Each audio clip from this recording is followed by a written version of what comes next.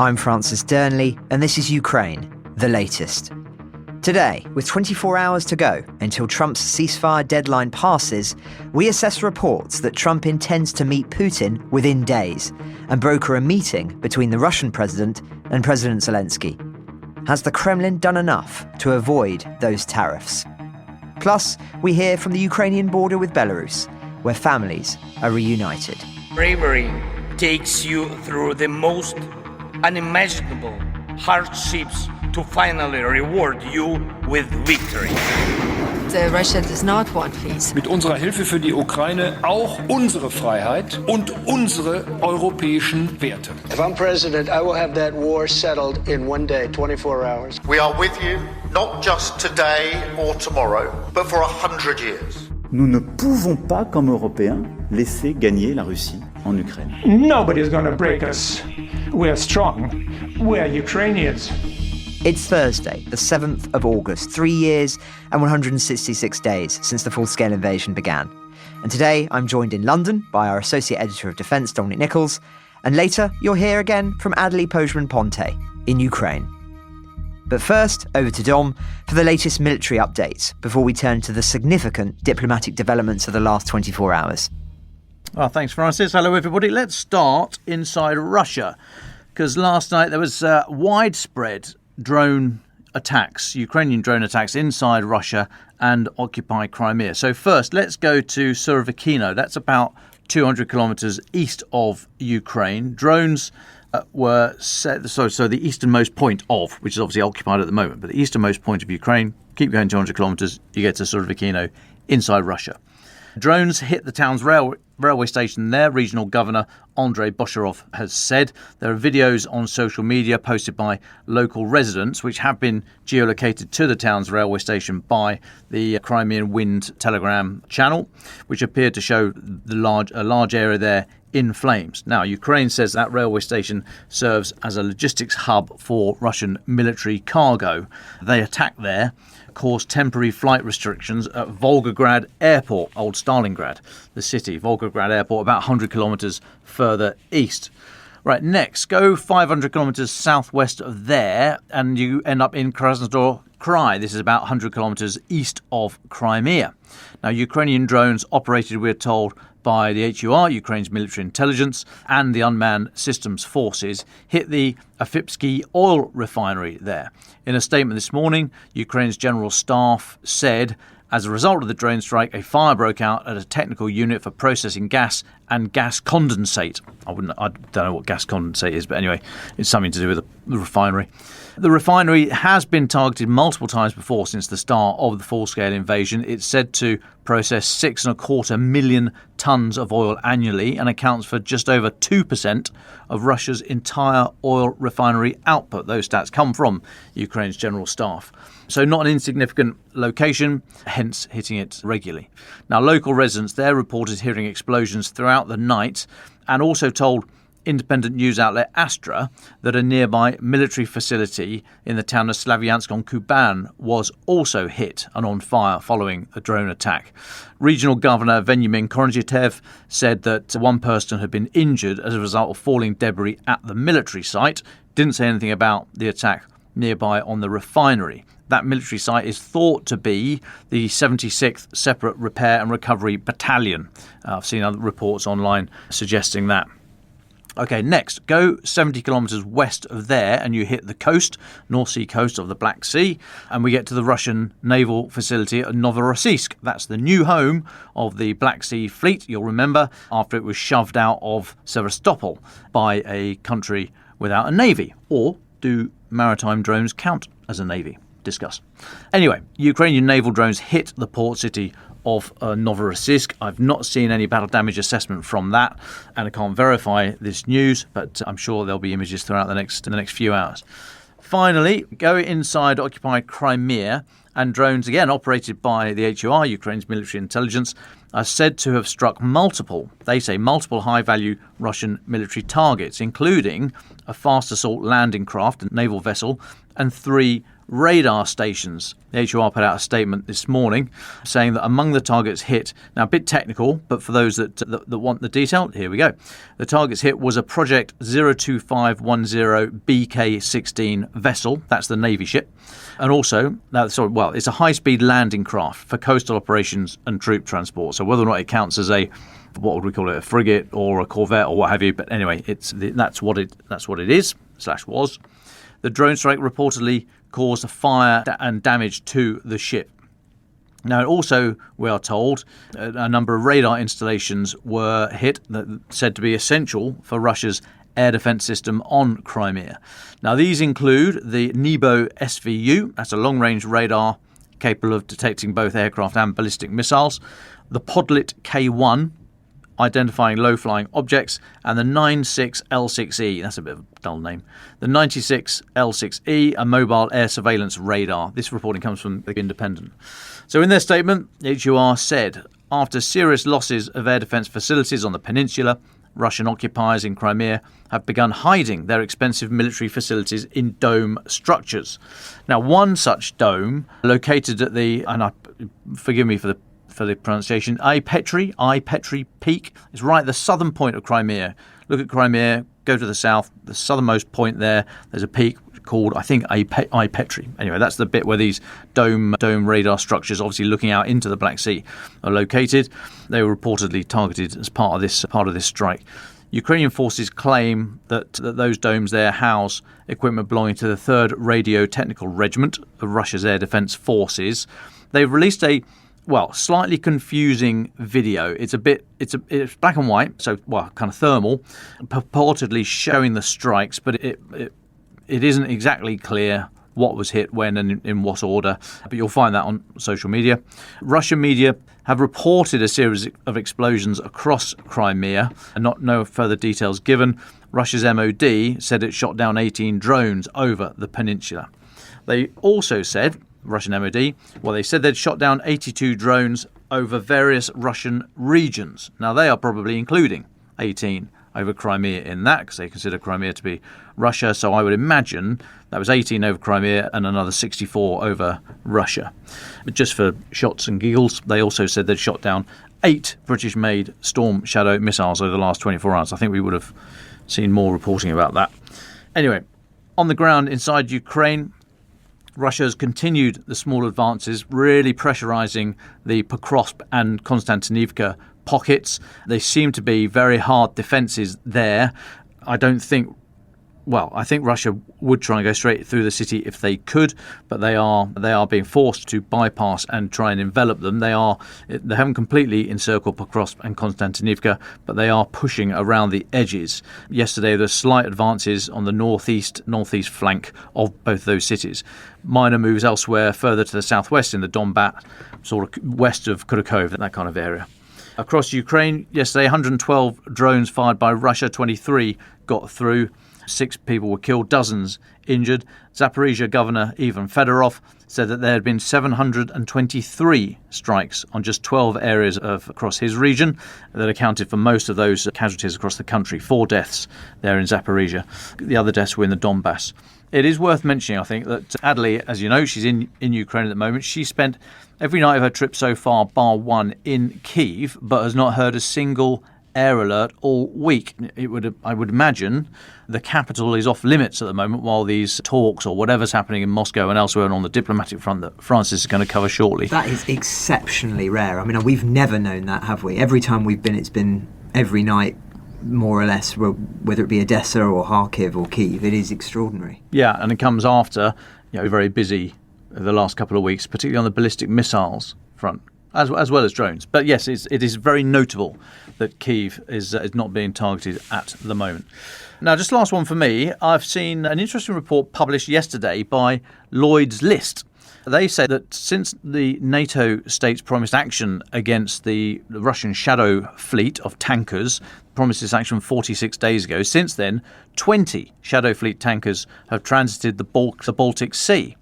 They say that despite Western government pledges to crack down on stateless or fraudulently flagged Shadow Fleet tankers, the number of transits is growing. They also say that Russia is warning of a British false flag operation to try to restrict movements in the Baltic Sea. Did I say Black Sea? I meant Baltic Sea, sorry. Now, in a statement issued to Lloyd's List in response to questions about the growing number of tankers transiting the English Channel with no registered flag or fake documents, the UK Department for Transport said that it would continue to work with international partners to combat these malign practices. Okay. Now, the comments were issued after Russia's Foreign Intelligence Service, the SVR, accused the British government of preparing what they say would be mass raids to sink ships in the Russian Shadow Fleet. So according to an SVR statement that was issued on Monday of this week, British intelligence are plotting attacks to look like accidents, allowing NATO governments the pretext for restricting Shadow Fleet tanker movements. For what it's worth, the SVR press release said, the plan calls for a major act of sabotage, the damage from which will make it possible to declare the transportation of Russian oil a threat to all international shipping. This will free the West's hands in choosing methods of counteraction. In the extreme, this could involve detaining any suspicious ships in international waters and escorting them to ports of NATO states. Now, the UK government didn't respond directly to that SVR report, but a statement issued by the Department of Transport to Lloyd's List confirmed that the UK is determined to continue to disrupt and deter all Shadow Fleet and address the risks that they pose. Now, that statement only reiterated the intention voiced by the UK and eight Baltic states back in June that's resulted in the monitoring of Shadow Fleet tankers being ramped up. But there's been no direct intervention. The only one I know of was that attempted intervention by Estonia a couple of months ago that resulted in the Russian Air Force flying over, a sort of show of force, intimidation of the Estonian Coast Guard that went out to inspect the Shadow Fleet. But in so doing, the Russian jet flew over Estonian airspace for about a minute. Anyway, so just to round it up, in the 46 days since NATO promised joint and coordinated action against stateless or fraudulently flagged Shadow Fleet tankers transiting the Baltic Sea and the North Sea, more than 20 such transits have occurred, and the number is increasing. So we are going to keep our eye on it, and thanks to Lloyd's List for keeping the stats going. Well, thanks very much, Dom. Dawn of the final day. 24 hours remain until President Trump's deadline passes and we see whether Putin is willing to agree to an unconditional ceasefire demanded by the White House or whether more tariffs on Russia's allies will be forthcoming. A lot has happened since our broadcast yesterday, both last night and this morning. So let's take you through that chronologically. We've spent a considerable amount of time the last few days looking at Trump's threat of tariffs relating to India in particular, and how the incentives for him to do so may be more to do with his objectives around US-India relations than to cripple Moscow. Well, a few hours after our broadcast, the president confirmed that he has, by executive order, hit India with an additional 25% trade tariff over its purchase of Russian oil, bringing the total levy against India to 50%. Now, Senator Lindsey Graham, co-author of the bipartisan bill, was predictably thrilled. He said President Trump and his entire team's efforts to end this bloodbath in Ukraine are paying real dividends. His decision to put an additional 25% tariff on India was a defining moment in the war. Well done, Mr. President. I believe you, above all others, possess the ability to end this war justly and in a fashion that prevents future conflict. Congress, with strong bipartisan support, stands ready to help through our Russian sanctions and tariffs legislation, which has 85 Senate co-sponsors. Delhi responded swiftly, calling the tariffs extremely unfortunate and saying that these actions are unjustified, unfair and unreasonable. India will take all actions necessary to protect its national interests, they added. At the same time, in reference to Trump's envoy Steve Witkoff meeting with Putin yesterday, Trump said this: I have received additional information from various senior officials on, among other things, the actions of the government of the Russian Federation with respect to the situation in Ukraine, adding that Moscow now posed an unusual and extraordinary threat to the national security and foreign policy of the United States. And yet, shortly afterwards, he posted this. My special envoy, Steve Witkoff, just had a highly productive meeting with Russian President Vladimir Putin. Great progress was made. Afterwards, I updated some of our European allies. Everyone agrees this war must come to a close, and we will work towards that in the days and weeks to come. Thank you for your attention to this matter. Now, when pressed on this by a reporter who posed the question, have you determined yet whether Putin was stringing you along? Trump replied, can't answer the question yet. I'll tell you in a matter of weeks, maybe less.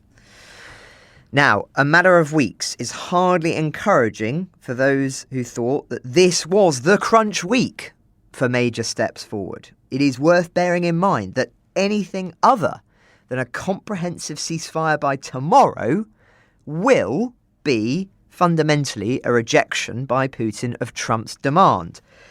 But there's no evidence we are anywhere close to that, despite these warm talks of progress.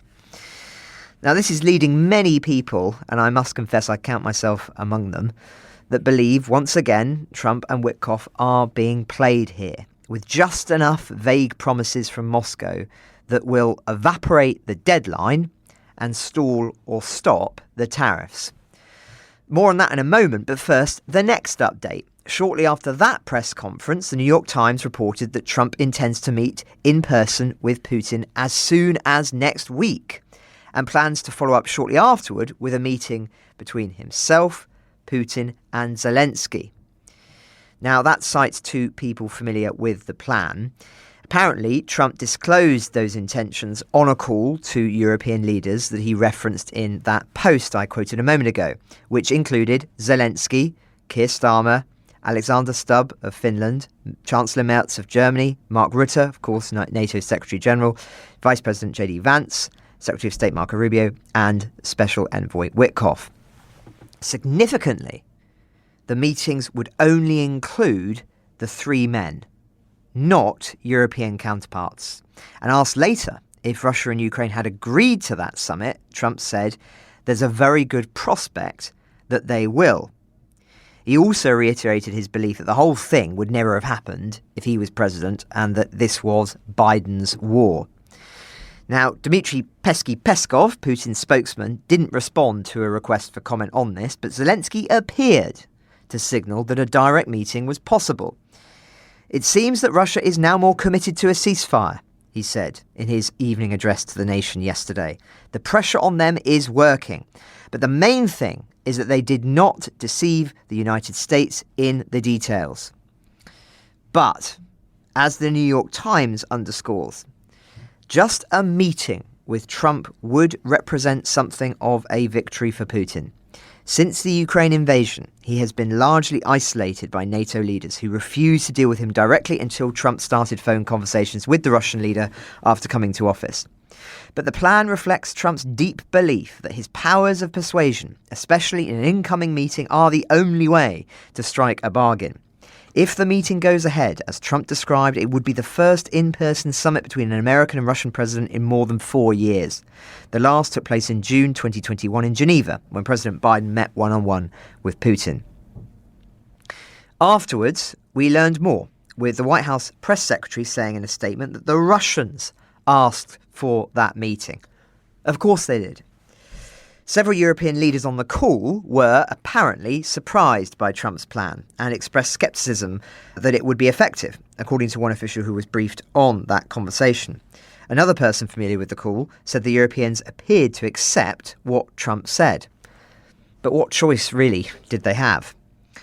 Now, one senior figure in the first phase of the war, well known to us and to you, has broken cover to cast warnings about this plan. Sir Ben Wallace, former British Defence Secretary, has said that Britain or another European power should be invited to peace talks to support Zelensky.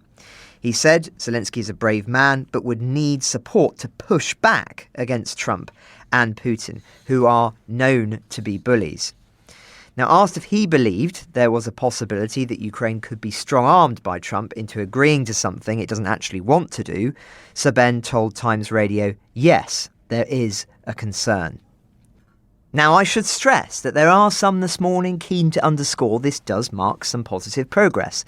If Putin were to meet Zelensky, they argue, it would legitimise the latter's leadership in the eyes of many Russians, going against what Moscow has argued since the beginning.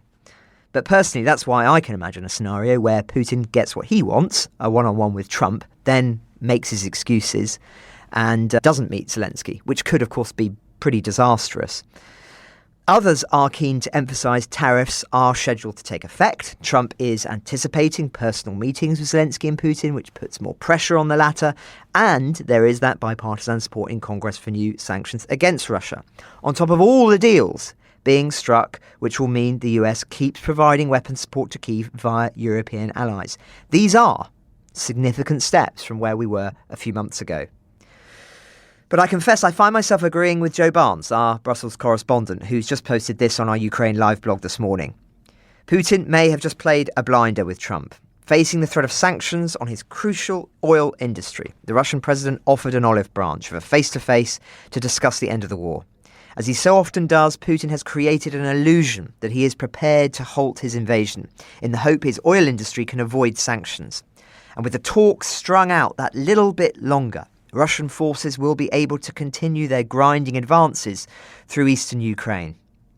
Yet there is no indication that Putin has stepped down from his usual demands, which include Ukraine disarming, Western nations stopping delivering weapons to Kyiv, and even Ukrainian troops withdrawing from 5 regions partially occupied by Moscow for a ceasefire. He has a tiny concession from Putin in the shape of an offer of direct talks with Trump to end the war. Is that enough to keep those sanctions wolves at bay? We'll add a link to the live blog in the show notes, which continues to update with developments. And this morning, Zelensky posted this on social media. Today is a day of numerous calls and contacts aimed at real progress on the path to peace. Several conversations are planned. A call with Chancellor Merz is already on the schedule. We'll also be in contact with colleagues from France and Italy. There will also be communication at the level of national security advisors. Yesterday, after our joint conversation with President Trump and European leaders, I also spoke separately with NATO Secretary-General Mark Rutte and President of Finland, Alexander Stubb. We are working together. It is important to go over the key details, he continued. The priorities are absolutely clear. First, an end to the killing, and it is Russia that must agree to a ceasefire. Second, a format for leaders, so that such a meeting can lead to a truly lasting peace. We in Ukraine have repeatedly said that finding real solutions can be truly effective at the level of leaders. It is necessary to determine the timing for such a format and the range of issues to be addressed. Third, long-term security. This is possible together with the US and Europe. Ukraine has never wanted war and will work toward peace as productively as possible. The main thing is for Russia, which started this war, to take real steps to end its aggression. The world has leverage over the aggressor and the means to verify whether promises are being kept. I'm grateful to everyone who is firmly committed to bringing this war to a dignified end. President Zelensky there. So that's where we are as of now. All the while, we heard last night that live on Russian TV, a senior advisor to Putin on ethnic affairs was saying, we want Ukraine to stop existing as a state. We want its people gone. And let's call it emigration or somewhere far away. That's our goal. And the charity Save Ukraine announced that an online catalogue has appeared in Russia where you can choose a Ukrainian child to adopt from the occupied territories by photo, description, eye and hair colour. The entire evidence base is posted on the official resources of the occupied authorities. Now, given that, is it really likely that we are about to see Russia agree to a ceasefire? I'm afraid I just don't see it unless real, meaningful pressure is applied and, crucially, deadlines enforced. But Dom, I wonder what your reflections are on this. Do you share that rather pessimistic view? Well, by way of final thought, if I may, yes is the short answer. I mean, I am generally an optimist, but I think in this, I don't think it's pessimistic, to be honest. I think it's realistic. look at the actions, look at Putin's actions. Already today, I was just looking there.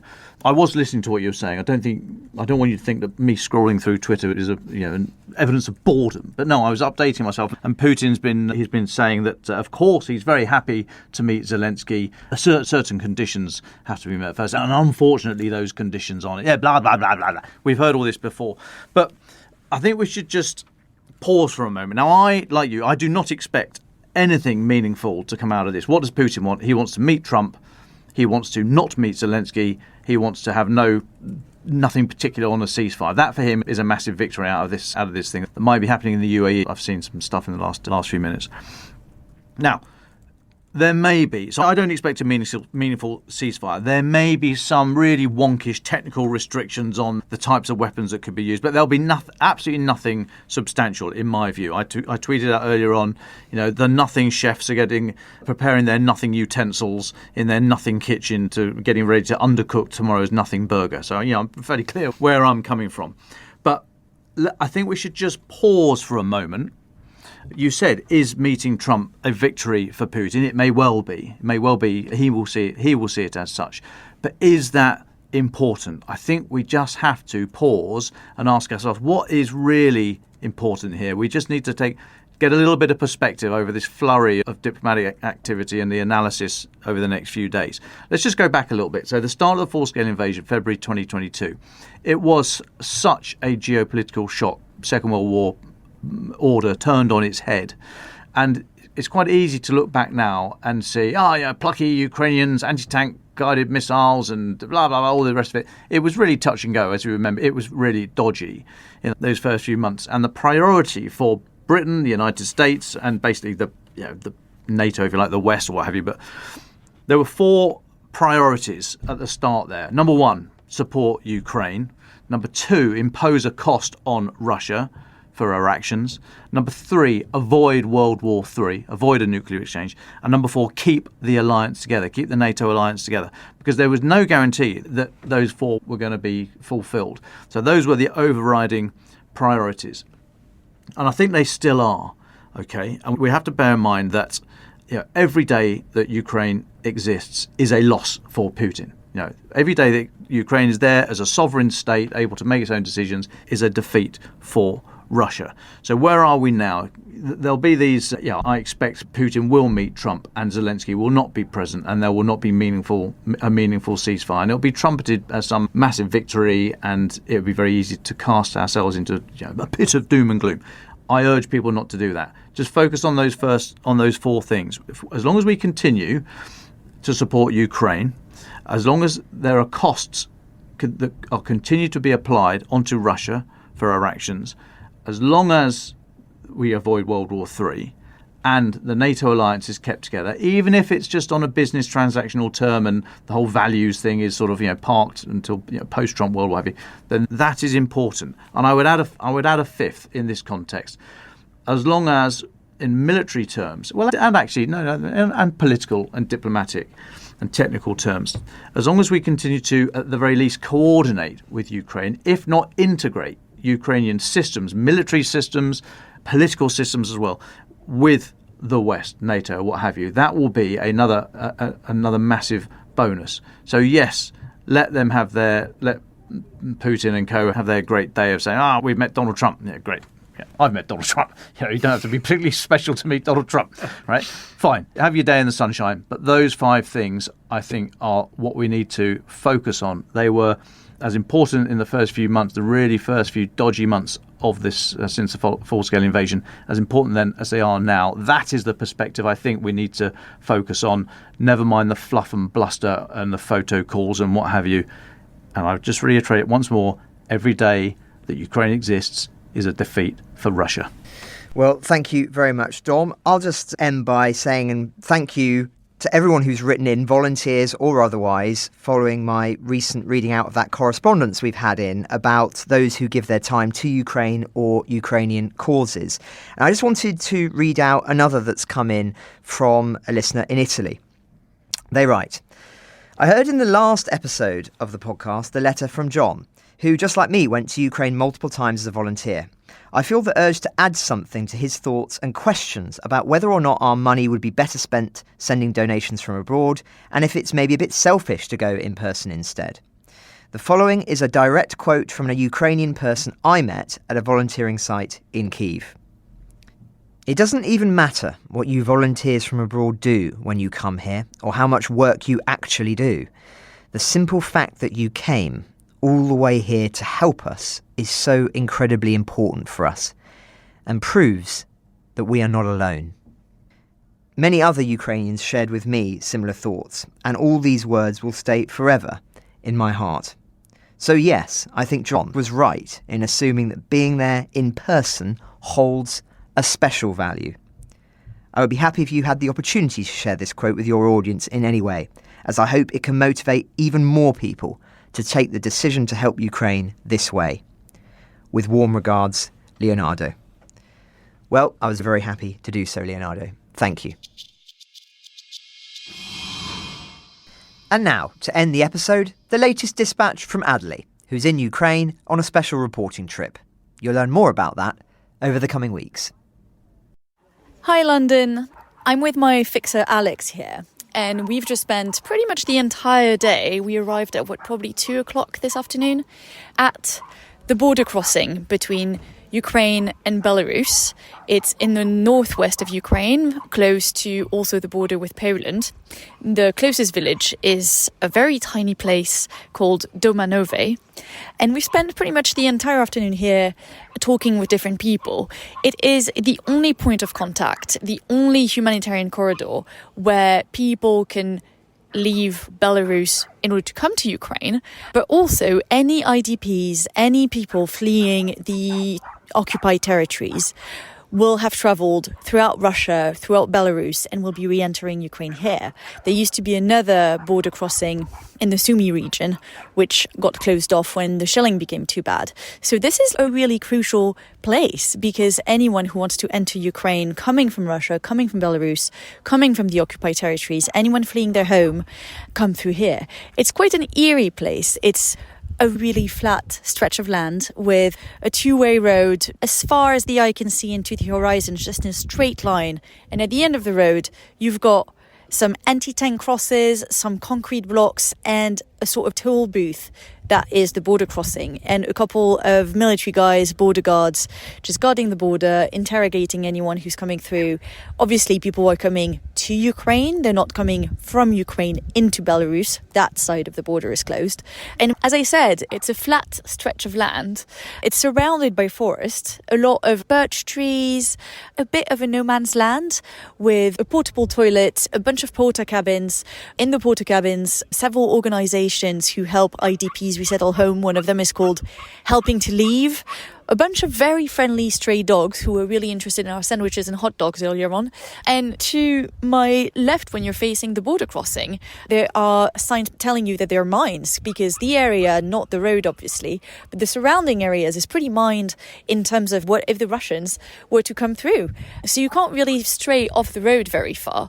There's an abandoned petrol station that we've been told has been abandoned for several years now. And crucially, there's also a road sign pointing a little bit further to the right-hand side of me when facing the border crossing that says there's a memorial complex to the victims of fascism, which seems incredibly topical and relevant right now. But talking about the victims of fascism and authoritarian regime, we've spent the entire day looking at people trickling through the border, families, young men, families with kids. One of the ladies we spoke to had 4 kids in tow, a 15-year-old, a 12-year-old, an 8-year-old, and then a girl who was a tiny toddler. Really cute. Couldn't wait to get on the car that would take them to their new homes.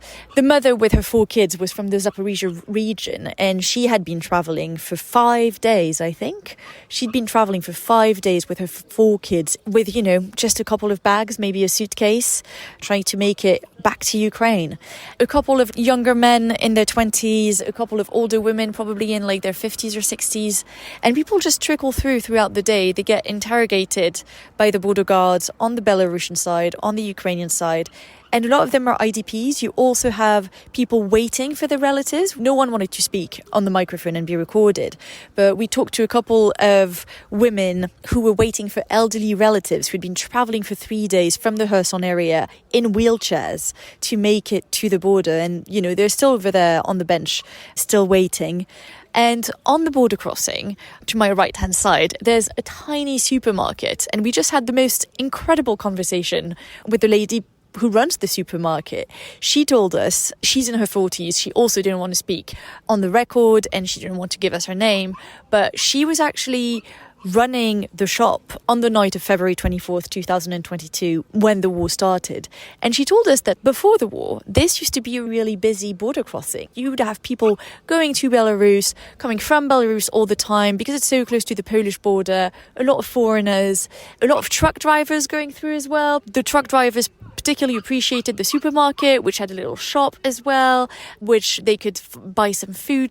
They would park their trucks to sleep before going on the road again. It was a very busy place with people crossing in both directions and coming from everywhere. A lot of Belarusians also used to come and do their shopping at her supermarket because it was a bit cheaper on the Ukrainian side. And she remembered that on the night of February 24th, 2022 at 5 a.m., there's a Belarusian truck driver who just came into the shop and was like, your country's at war. You've been invaded. Your country's at war. And she was like, what are you talking about? And within maybe an hour, everyone from the surrounding villages, and this is a very rural area, there's literally nothing but forests all around us. So the tiny villages, there aren't that many shops in there. And all of a sudden, everyone came to the border supermarket in order to just buy anything they could. A lot of panic buying, like a lot of us were doing during COVID. Buy the pasta, buy the flour, dehydrated soups, buy anything that you can keep in order to just stash at home and be able to hide. And the shop closed after the beginning of the war for a few days. She wasn't sure how many days. So did the border crossing, obviously. Everybody was very scared that the tanks would also come through here. It could have been, it wasn't, but it could have been one of the roads through which the Russians could have come and invaded Ukraine, although we're much further away from Kyiv than where they actually went through. And on the night of February 24th as well, even the border guards didn't really know what was happening. And they were wondering whether the tanks would actually come to them. And they weren't prepared. And there were not that many border guards at this regular border crossing. She herself stayed in the village and stashed her cellar with all of her goods in order to hide if the Russians were to come.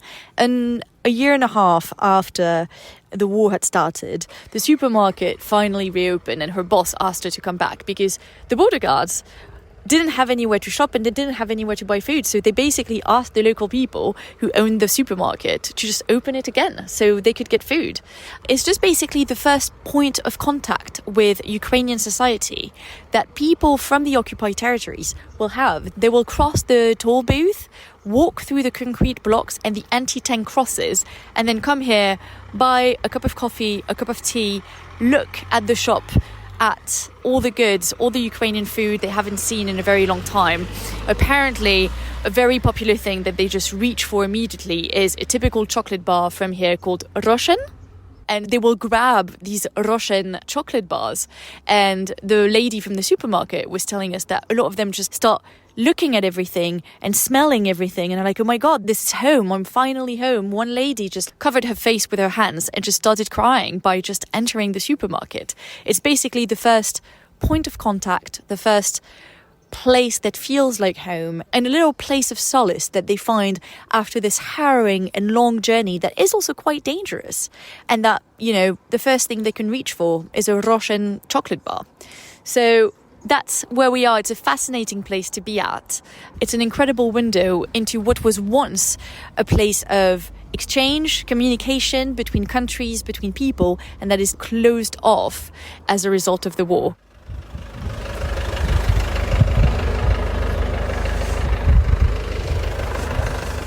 The sun's finally shining after a long day of rain and summer storms.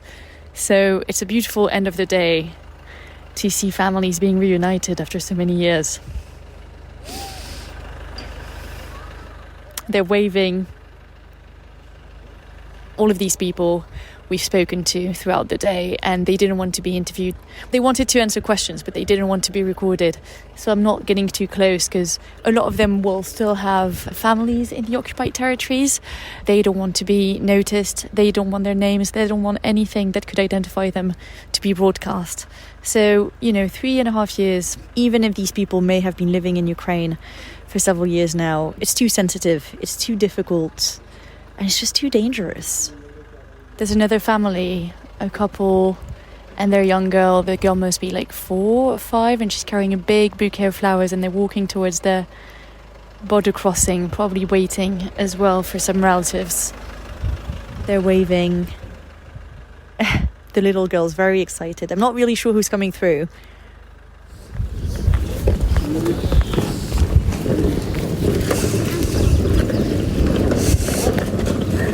The family's moving forward and they're hugging the two people coming through.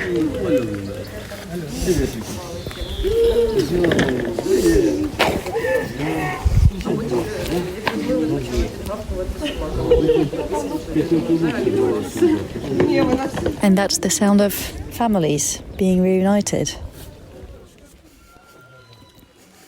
Two of the ladies that we've been speaking to today who were waiting for elderly relatives from the Kherson region who have been travelling 3 days and coming on wheelchairs. Well, the wheelchairs have just arrived and I've seen them waved on the other side of the border. They look very emotional. I'm keeping a distance from them because it's obviously a very emotional moment. There's another woman and her little girl. The girl must be about 4 and she's carrying a big bouquet of flowers. There's a man in military fatigues bringing bags, and the two women are walking towards their relatives. Yes, they're very elderly and they're hugging. It's a very beautiful thing.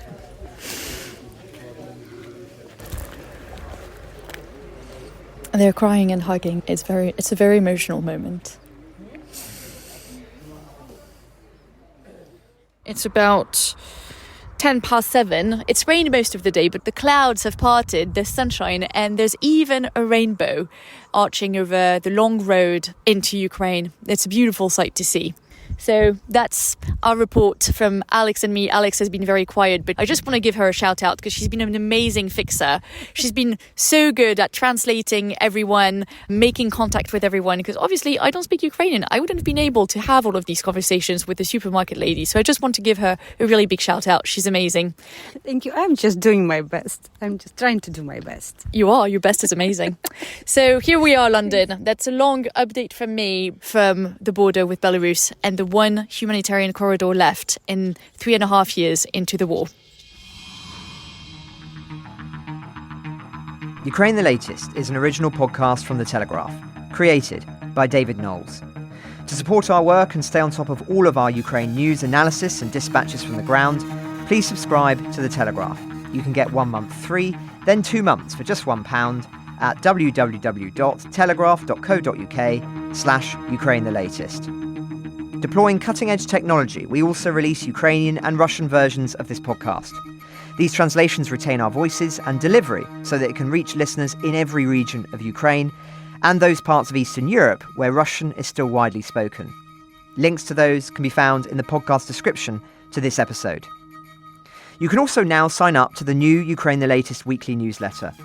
Each week, Dom Nicholls and I answer your questions, provide recommended reading, and give exclusive analysis and behind-the-scenes insights, plus maps of the front lines and diagrams of weapons to complement our daily reporting. It's free for everyone, including non-subscribers. You can find the link to sign up in the descriptions for this episode. We regularly have a Ukraine Live blog on our website, where you can follow updates as they come in throughout the day, including insights from regular contributors to this podcast. We also do the same for other breaking international stories. If you appreciate our work, please consider following Ukraine the Latest on your preferred podcast app and leave us a review, as it really helps others find the show. Please also share it with those who may not be aware we exist. You can listen to this conversation live at 1 p.m. London time each weekday on X Spaces. Follow The Telegraph so that you don't miss it. You can also get in touch directly to ask questions or give comments by emailing ukrainepod@telegraph.co.uk. We continue to read every message. You can also contact us directly on X. You'll find our handles in the description for this episode. As ever, we're especially interested to hear where you're listening from around the world. Executive producers are Francis Dearnley, Louisa Wells, and David Knowles. My name is David Knowles. Thank you all for listening. Goodbye.